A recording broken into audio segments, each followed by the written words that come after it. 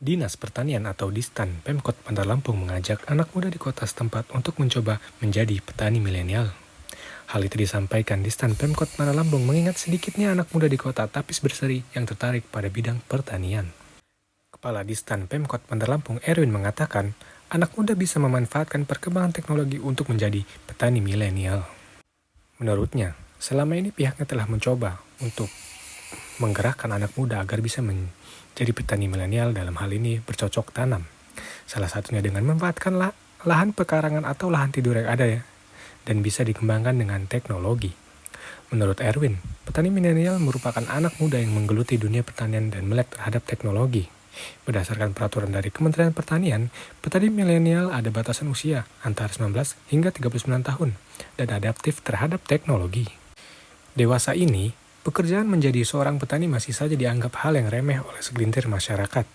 Padahal, jika digeluti dengan baik diiringi dengan pemanfaatan teknologi dan inovasi-inovasi yang menarik, tentunya akan memberikan hasil yang baik. Erwin menilai, menjadi petani milenial bisa sangat menjanjikan jika produksi yang mereka hasilkan mempunyai kualitas di pasaran. Dengan begitu, beberapa produk pertanian yang dihasilkan oleh para petani milenial yang berupa buah-buahan maupun sayuran bisa masuk ke supermarket atau pasar-pasar yang luas. Petani milenial juga bisa mengikuti tren pasar, yang mana mereka mengerti kebutuhan pasar dan di situ mereka kemas secara menarik dan baik. Ditanya soal jumlah petani milenial yang ada di Bandar Lampung, Erwin menjawab, saat ini pihaknya belum memiliki data pasti soal jumlah tersebut.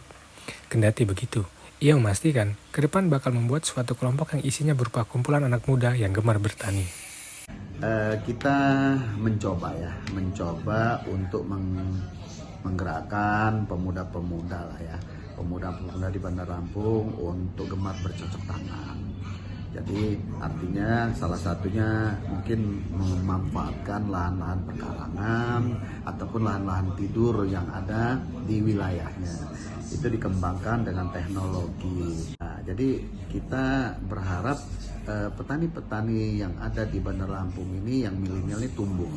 Jadi tidak berpikir mereka untuk jadi pegawai atau apa, mereka berwirausaha sehingga menciptakan lapangan-lapangan pekerjaan baru.